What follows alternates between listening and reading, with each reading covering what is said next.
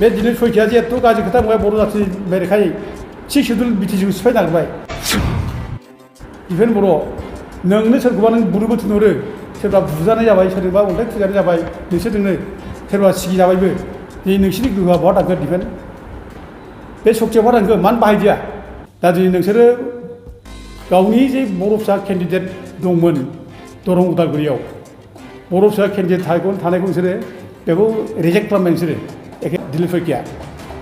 दा बेखौ नोंसोर बासिनानै लाबाय गावनि बर' फिसा नोङो केन्डिडेट एमपि दंमोन बेखौ रिजेक्ट खालामबाय दा अब्ला नों दिनै जे ज' जानाय खोथा बुंदों नोङो ज' जानांगौ होननानै नोंनि ज' जानायनि खोथा बुंनाया मा दाम दं दिनै BPFनि बेरेखा बिराद बुंबाय नोङो दिनै माने हारसा जाय माने बर'नि शत्रु बेखौनो गोबानानै लाबाय गावनि असे बिदा फंबायखौनो जोगारबाय अब्ला दिनै नों माबोरै जुक्तिजों नों दिनै बुंनो नागिरो जे ज' जानांगौ रायजोफोरखौ खुलुमहरनाय थाबाय रायजोफोर बावैसो सिगां जोंनि दरं आरो उदालगुरिनि एमपि दिलीप शइकिया जायखौ UPPLआ गावसोरनिबो केन्डिडेट होननानै BJPनि केन्डिडेटखौनो दोले बोले देरहानो थाखाय माने बासिदोंमोन सायख'दोंमोन आरो लोगोसे जोंनि हारिनि सिनस्रि आफाद डिफेन्ड बर' बिथाङाबो बिटिआर एकर्ड मावफुंनांगौ होनलायनानै दिलीप शइकियाखौ देरहाथारनांगौ होननानै बियो एर'प्लेन गाखोलायनानै केम्पेइन खालामदोंमोन आरो दिलीप शइकियाखौ BJPनि केन्डिडेट हिसाबै दरं आरो उदालगुरि बियाबनिफ्राय एमपि दैथायहरनो हादोंमोन दिनै बे माने एमपिआनो खिन्थु दिनै गोब्राब गिथाव बाथाव खोथा नै दाखालि साननैसोनि गेजेराव बुंनो हाबाय बे दिलीप शइकिया बुंदों मा जे BTC सिक्स सिडिउल आरो ट्राइबेल बेलेन्स ब्लक बे मोनसे समावनो मोननै माने कनस्टिटिउसननि बिसया थानो मोना होनना बुंदों दा बेखौ BJPआ गोथौयै सावरायगोन आरो बिनि सायाव सावरायनानै बेबस्था लागोन माने बिसोरनिया बुंनाय रावा जादों जे BTC सिक्स सिडिउला थानो मोना एबा ट्राइबेल बेल्ट ब्लक बे थानो मोना बे बाथ्राखौ दिलीप शइकिया रोखायै बुंनाय जादों दा बे बुंनाय रावा अकल इलेक्सन केम्पेइनल' जों साननानै लानो नाङा बे बुंनाय रावा जायनोखि अनाथ ट्राइबेलफोर बिसोरखौबो थुलुंगा होनाय जादों अनाथ ट्राइबेलफ्रा ओरैनोबाबो BTCखौ सिफायनांगौ होनना बुंगासिनो दं आरो अनाथ ट्राइबेलफ्रा माने ट्राइबेल बेल्ट ब्लकआव थानो मोनैनि माखासे खुद्रिनाय बे दंखायो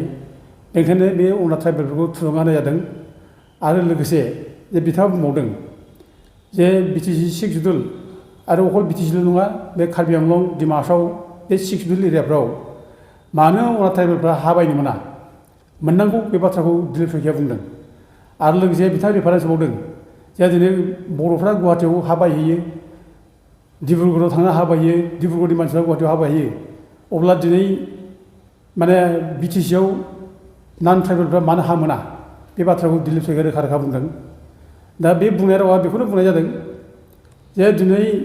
माने BTC सिक्स सिडिउला थानो मोना बे बाथ्राखौ बुंनाय जादों माने BTC सिक्स सिडिउलाव माने नान ट्राइबेलफ्रा जे हा बायनो मोना बे प्रभिजना थानो मोना दा बेनिखायनो बे BTC सिक्स सिडिउलखौ सिफायनांगौ बे बाथ्राखौ बे बुंनाय जादों दा बेनो बाथ्राया जे गुवाहाटियाव हा बायनायाथ' बेथ' जेनेरेल एरिया बे गुवाहाटिया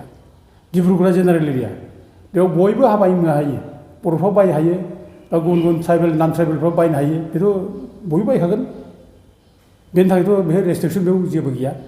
खिन्थु मोनसे बाथ्रा बेनो बेखौ सानना नायनांगौ जे गुवाहाटियाव माखासे ट्राइबेल बेल्ट ब्लक जोंहा दङ आरोखि बे ट्राइबेल बेल्ट ब्लक गोनां जायगायाव खिन्थु अनाथ ट्राइबेलफ्रा नान प्रटेक्टेड क्लासनि मानसिफ्रा हा बायनो मोना बेबो थिग गुवाहाटियाव जे हा बायनो मोनो गुबुनफ्रा बेबो नङा खिन्थु दा दिनै गुवाहाटियाव जोंहा गोबां हा दंमोन ट्राइबेल बेल्ट ब्लक आन्दाराव दा नों नायदो नैबे माबायाव आरोखि जे बेलथला मौजा बिनि आन्दाराव गुवाहाटि सार्कोल आन्दार आरोखि ओमफ्राय रामचरणी मौजा of Palashguri circle greater Guwahati and also' some areas of Sonapur circle and Palasbari circle falling under greater Guwahati दा बे गासिबो ट्राइबेल बेल्ट ब्लक एरियामोन बेयाव 1,72,000नि बांसिन बे ट्राइबेल बेल्टआव हामोन बे दा दिनै बे हाखौ गासिबो दिनै 1969आव आसाम गभर्नमेन्टआ माने दिसपुर बानायनांगौ राजधानि बानायनांगौ बेखौ रिजार्भ खालामनानै दिनै बे जायगायाव ट्राइबेलफोरनि हाखौ सेयार लादों आरो लोगोसे बे जायगानि माने थागिबि फिसा ट्राइबेलफोरखौ गासिबो बेसिकेलि बर'फोरखौ गासिबो मेराफारियाव माने नागालेण्ड बर्डाराव मोनसे हिउमेन वाल बानायनानै दोनदों जाहाथे माने नागाफोरा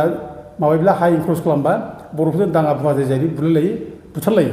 बेबायदि दा मेराफारियाव जायनाखि बर'फोर दङ बे गासिबो बे दिसपुरनिफ्राय ओंखारजानाय बर'फोर दा बे दा गथे गुवाहाटियावबो हा बायनो मोनो होननाय बाथ्राबो ट्राइबेल बेल्टआव बायनो मोना खिन्थु दिनै ट्राइबेल बेल्टखौ रिजार्भ खालामहोबाय दा दिनै बर'फ्रा बे जायगानि मानसिया आलाय सिलाय जाजोब्बाय दा दिनै बे माबानि दिलीप सैखियानि बाथ्राया जे ट्राइबेल बेल्टखौ सिफायनो नागिरनाय बेजों बर'खौ आलाय सिलाय खालामनो नागिरनाय बे जादों आरो बेजों लोगोसे जोंहा माने माबायाव दंबाय जोंहा बिजनियाव माबा जादों बियो 11,253 बिगास 2 काटास लेन्ड बे ट्राइबेल बेल्टआव हामोन बे बिजनिफोराव दा बे बिजनिफोराव बे हाखौ माने बै समनि माबानि पाकिस्ताननि हिन्दु माने माबाफोर मा होनो हिन्दु बेंगलि रिफिउजिफोर बिसोर बेखौ बे जायगायाव दोनहैदों दा 11,000 माने बे 200 माने 53 हा बे बिघा हायाव खमथि साधारन बिघा बे दा दिनै बे जायगानि नामखौनो बिष्णुपुर मेदि नामाव बिष्णुपुर कल'नि नाम दोननाय जाबाय दा मानो ट्राइबेल बेल्ट हाखौ मानो सिफायखो बेथ' गिदिर बाथ्रा दा बेखायनो जों दिनै माने बे जायनाखि दिलीप सैखिया बुंदों बे मोननै माने कनस्टिटिउसननि प्रभिजन थानो मोना होननाय दिनै BTC शेड्युलखौ बिथाङा सिफायनो नागिरनाय जादों आरो ट्राइबेल बेल्ट ब्लक जोंनि बिखा बियो ट्राइबेल बेल्ट ब्लकआ बेखौ दिनै सिफायनाय जादों बिनि बे बाथ्राखौ जों बिराद गोथौ रावजों जोङो स्ट्रंलि जों बिथांखौ कन्डेम खालामो निन्दा खालामो आरो बिथांखौ जोङो माने साबधान होयो जाहाथे बिदि एन्टि ट्राइबेल एन्टि बर' जाहाथे खामानि मावा जों साबधान होयो बिथाङा बर'नि भट लानानै बर'नि भटजों बिथाङा देरहानानै दिनै बर'नि बेरेखा मावनो थाखाय जे पार्लियामेन्टआव थांबाय बेखौ जों खुनुदिन सैज्य खालामनो हाया बिथांखौ जोङो निन्दा खालामो गोथौयैनो आरो बिथांखौ जों साबधान होयो दा दिनै ट्राइबेल बेल्ट ब्लकआ मा दिनै आं दा गुवाहाटियाव जे बेल्ट ब्लक एरियाखौ रिजार्भ खालामहोबाय बिनि बादैबो जोंहा सारा आसामावनो ट्राइबेल बेल्ट ब्लक दानानै ट्राइबेल बेल्टखौ निरापत्ता होनो होननानै दिनै बे ब्रिटिश सरकारा बै समावनो 1986आवनो जोंनो मोनसे आयेन खालामनानै गालांखादों आसाम लेन्ड रेगुलेसन एक्ट बे आयेनजों जोंनि हाखौ ट्राइबेल हाखौ जाहाथे प्रटेक्सन होयो बे प्रटेक्सन बेबस्था खालामनाय जादों दा बे आयेनजों प्रटेक्सन जायनि उनाव आरोबाव सेपारेटलि बे आयेनखौनो एमेन्डमेन्ट खालामनानै गपिनाथ बरदलै समाव 1947आव बे आयेनखौनो आरोबाव माने एमेन्डमेन्ट खालामनानै चेप्टार 10 दाना होनाय जादों Assam land regulation act 1986 as amended in 1947 chapter 10 दाना होनाय जादों दा बे आयेन बादियै खुनु नन प्रटेक्टेड क्लासनि मानसिया ट्राइबेल बेल्टआव हाबना जि समनिफ्राय दानाय जादों दा ट्राइबेल बेल्टखौ प्रथम दाजेनदों 1947नि 5 डिसेम्बर बे 5 डिसेम्बराव दानाय समाव जायनाखि माबा जाबाय मानसिफोर थाखाबाय बिसोर थानो मोनो बिनि उनाव खिन्थु सासे मानसि बे जायगायाव थानो मोना आरो बिदिनि उनावबो दादों ट्राइबेल बेल्टखौ 86 थादों दा बे सम जेराव दादों बे समनिफ्राय थानो मोना दा दिनै बे जोंनि बेल्ट ब्लकनि जायनाखि हानि आयेन बे हानि आयेना जोंनि बिखा बे जोंनि निरापत्तानि बे मोनसे जोंनि आयेन बे जोंनि मा होनो रक्षा कवच बे जोंनि दा दिनै बेजोंसो जों दिनै निरापत्ता मोनदों आरो बे आयेना जुदि थायामोनब्ला दिनै बर'फ्रा आलाय सिलाय जागौमोन जोंनि हाखौ जानला मोनला मानसिफ्रा फैनानै लाफैगौमोन जानला मोनला मानसिफ्रा लानानै बे हायाव गोबां माने इन्डास्ट्रि माबा माबि खुलिफैगौमोन गुबुनफ्रा लोब बांगौमोन दा बे आयेन थानायनि थाखायसो जों दिनै निरापत्ता मोनदों दा गथिखे दिनै बे आयेनखौ सिफायनो नागिरनायनि खुनु जुक्ति गैया जों बेखौ निन्दा खालामो आरो बिथाङा दिनै बे आयेनखौ इमप्लिमेन्ट खालामनांगौ होननासो बुंनांगौ चेप्टार 10खौ इमप्लिमेन्ट खालामनांगौ आरो इसिबां इलिगेल मानसि दा माने ट्राइबेल बेल्टआव हाबनानै दं होखारजोबनांगौ दा बे जिनिसा मा जोङो अकल माबा मोनसे पार्टिकुलार जाथिखौल' बुङाखै बेयाव सोरबा पार्टिकुलार जाथि बेखौ होखारनांगौ जों बुङाखै बेयाव गोबां जाथिफोर दं जायफ्रा थानो मोना बेयाव मुसलमानखौनो होन असमियाखौनो होन बुं गुबुन जाथिफोर दं नन ट्राइबेल नन प्रटेक्टेड क्लासनि मानसि बेंगलिफोर सोरबा गुबुन जातिफोर जायफ्रा थानो मोना बिसोरनि बाथ्राखौसो बुंदों जायफ्रा थानो मोना बिसोर होखारजोबनांगौ बेयाव पार्टिकुलार अबेबा मोनसे जाथिखौ टारगेट खालामनानै बेलबगनिफ्राय होखारनांगौ होननानै जों बुङाखै दा दिनै बेखौ होखारगोन बेसेबां बेलबगाव दं बेखौ जों क्लियार खालामगोन दिनै जों मिथिनायाव बेलबग एरिया माने बिटिसिआव दिनै बेयाव माने 3.5 लाखनिबो बांसिन बर'नि हा दिनै पाट्टा हा बेखौ दिनै एनक्ल'ज जानानै दं दिनै बेखौ उदां खालामाखै दा बेखौ उदां खालामनो नागिरै दिनै बेलबगखौ सिफायनो नागिरदों सिगाङाव होखारगोन ना जेसेबां बेलबग इलिगेल हाबनांगौ होखारगोन दा दिनै जोंहा आयेनबो दंखायो नैबे लेन्ड रेभिनिउ रेगुलेसन एक्ट बे 1886 बे आयेनबो दंखायो आरो लोगोसे जोंहा नै बावैसो माने 2019आव मोनसे हाइकर्टआ मोनसे अर्डार हरदों जेसेबां इलिगेल माने एनक्ल'ज जादों ट्राइबेल बेलबगाव बेखौ माने लेटार एन्ड स्पिरिट मावफुंनांगौ आरो बेलबगनिफ्राय जेसेबां इलिगेल दं बेखौ होखारजोबनानै ट्राइबेल माने land should be restored to tribal people बे बाथ्राखौ रोखा रोखा लिरना दोन दिनै बेफोरखौ मावफुंनांगौ मावफुङाखै मानो गुरुत्व होआखै दिनै बेखौ मावफुङाब्लानो ट्राइबेलनि जायनाखि अधिकार बेखौ स्क्रेप खालामनांनाय सिफायनांनाय बेथ' ट्राइबेलखौ धंस खालामनांनायसो बे ट्राइबेलखौ बुथारनांनाय बेसो जादों दा दिनै आसामाव गुबुन गुबुन जायगायाव दिनै आसामनि चिफ मिनिस्टार हिमन्त बिश्व शर्माया गोबां माने एनक्ल'ज खालामदों होननानै गभर्नमेन्ट लेन्डनिफ्राय ओंखारगासिनो दङ फरेस्ट लेन्डनिफ्राय ओंखारगासिनो दङ जोंहा बुंनो बाथ्रा गैया होखार खिन्थु बेबो पार्टिकुलार माबा मोनसे जाथिखौ टारगेट खालामनो होखारनायनि बाथ्रा जानो नाङा दा दिनै जोंनावथ' हाजार हाजार बिगा हा दं दिनै बे हाग्रा ओनसोलाव बिराद एनक्ल'जमेन्ट जाबाय ओरै संकसनिफ्राय एखेबारे हजों एनके डिभिजनसिम नर्थ कामरुप डिभिजन फरेस्ट बे एरिया हाबजोब्बाय लोब लोब बे झारखन्ड थारखन्डनिफ्राय फैनाय बिहार बेंगलनिफ्राय फैनाय हाबफैजोब्बाय दिनै बेखौ मा नायसनदिया बेखौ मा दिनै होखारदिया दिनै बेलबगाव गोबां मानसि हाबनानै दं गभर्नमेन्ट हाफ्राव दिनै नान ट्राइबेलफ्रा हाबनानै दं बेखौबो होखारदिया दिनै बेखौ होखाराखिसै दिनै बेखौ होखारायोबालानो दिनै जोंनि बे गभर्नमेन्ट कासायाव ट्राइबेल बेलबग एरियायावबो दिनै जायफ्रा माने नान ट्राइबेलफोर थानो मोना जायफ्रा माने खुनु हा मोना दिनै बिसोरनो बिटिसि सरकारा हा पाट्टा होनानै हा एलटमेन्ट होनानै दुगा माने बुंगासिनो दं जे जों माने हा होबाय होननानै दा दिनै बेनो दा जों दाबि खालामो जे बेलबगाव इसेबां इलिगेल हाबनानै दं होखारगोन गासिबो हाग्रा ओनसोलाव इसेबां हाबनानै होखारगोन दा बिनि उनाव नों बेलबग सिफायनो ना मानो उनाव नों बुंना हो जे नोङो बेलबगनिफ्राय इसेबां इलिगेल दं होखारजोब्बाय बेलबगाव रावबो माने माबा गैलिया इनक्ल'जार्स गैलिया दा गथिखे बे बेलबगखौ दा नांलिया नोंसोर बुं नोंसोर साहस दंब्ला बुंफै दा जों क्लियार खालामना हो दा बेखौथ' बुङाखिसै दिनै दा डाइरेक्ट बेलबगनि सिफायनायनि बाथ्रा बुंबाय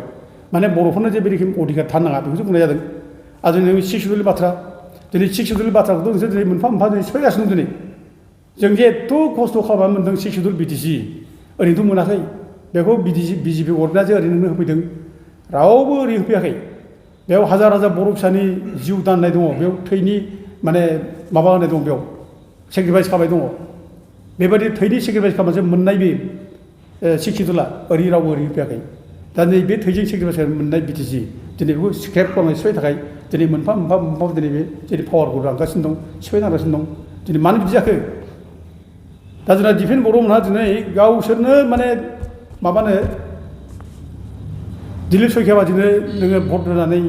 देरहानांगौ होननानै एर'प्लेन गाखोलायनानै गिदिंफाबाय देरहाबायबो दिनै नोंसोर देरहा होनाय बे एमपिआ दिनै मानो बर' बेरेखा जानो मोनखो मानो बरेखा बाथ्रा मानो बुंखो दा दिनै थांनाय पार्लामेन्ट सेसनावबो जेब्ला माने जोंना माने जयन्त बसुमतारी एमपि बे बर'नि जेब्ला स्पिच लाखियो पार्लामेन्टआव अब्ला बेखौ बुंहोजोबाखै दिलिप सयखिया बिनि माइक्र'फनखौ दानना होदों अब्ला बेसेबां बर' बिरोधि जोंहाथ' बुंमोनो बर' रावा अलरेडि 8 सिडुल हाबबाय बेखौ 2005आवनो माने माबायाव इन्ट्रडिउस खालामदों 2003नि माबाजों बिटिसि एकर्डजों दा गथिखे बर' भाषा बुंनायाव मानो बिराद एलार्जि जाखो मानो दाय जाखो बेखायनो दिनै बुंनो लुबैदों आङो जे दिफेन बर' नोंसोर जे एमपि सायख'बाय बे एमपि सायख'नाय नेताया बर' बिरोधि बुंगासिनो दं दा दिनै नोंसोरो गावनि जे बर' फिसा केन्डिडेट दंमोन दरं उदालगुरियाव बर' फिसा केन्डिडेट थानायखौ नोंसोरो बेखौ रिजेक्ट खालामबाय नोंसोरो एखे नाङा होननानै इउपिपिएलनि केन्डिडेटखाय बिराद सना फिथर जाबाय नोंसोरो बे माबाया मा होनो दिलिप सयखिया दा बेखौ नोंसोर बासिनानै लाबाय गावनि बर' फिसा नोङो केन्डिडेट MP दंमोन बेखौ रिजेक्ट खालामबाय दा अब्ला नों दिनै जे ज' जानाय खोथा बुंदों नोङो ज' जानांगौ होनना नोंनि ज' जानायनि खोथा बुंनाया मा दाम दं दिनै नों दाखालि थांनाय इलेक्सनाव नोङो UPP जानाय बिराद जरदारबो खाथिबाय नोङो BPFनि बेरेखा बिराद बुंबाय नोङो दिनै माने हारसा जाय माने बर'नि शत्रु बेखौनो गोबानानै लाबाय गावनि असे बिदा फंबायखौनो जोगारबाय अब्ला दिनै नों माबोरै जुक्तिजों नों दिनै बुंनो नागिरो जे ज' जानांगौ नोंनि ज' जानायनिथ' खुनु मिनिं गैया बेथ' ओरैनो मिनिंलेस बुंनाय बे ओरैनो माने ज' जानाय खोथा बुंनानै जे आंबो ज' जानो नाजादोंमोन होनना बुंनो नागिरनाय जादों बे रियेलि बे ज' जानाय बाथ्रा नोंहा जेबो माने माबा गैया नोंहा मेकानिजम जेबो गैया नोंहा बोरै ज' जानाय माबा खालामना ज' खालामना बोरैहाय बिनि नोंहा मोनसे प्लेन पलिसि नोंहा गैया दा दिनै आं बेखौनो बुंनो लुबैदों दिफेन बर'खौबो दिनै दिफेन बर' आरोबाव बुंबावो जे नोंसोरनि बेरेखा सोरबा बुंब्ला नोंसोरनि भुलखौ जेब्ला बुंब्ला नोंसोरो बिराद माने ओइखोरो संकसनिफ्राय ओरै सानजा फारसेजों आनसलिक कमिटिया ओरैबायदि ओंखार माने रेस्टलेस नोंसोरो माने काउन्टार खालामो एखे बिराद ज' माने इउटिउबाव फैनानै रिप्लाइ होयो सोरबा फुथुला सावो नोंसोरो सोरखौबा माने जिगाब मुथा होना सावो हुमखि होयो वार्निं होयो दिफेन बर' नोंनो सोरखौबा नों बुनोबो थिनहरो सोरबा बुजानाय जाबाय सोरबा अन्थाइ खुजानाय जाबाय नोंसोरजोंनो सोरबा सिगिजाबायबो जे नोंसिनि गोहोआ बहा थांगोन दिफेन नोंसिनि बे एथ' सक्तिबान नोंसिनि बे आनसलिक कमिटिनि नेताफ्रा बहा एभिडेन्स दं दालाय बे सक्तिया बहा थांखो मानो बाहायदिया बे दिनै सयथिया जे एथ' गाज्रि खोथा बुंबाय बर' जाथिनि बेरेखायै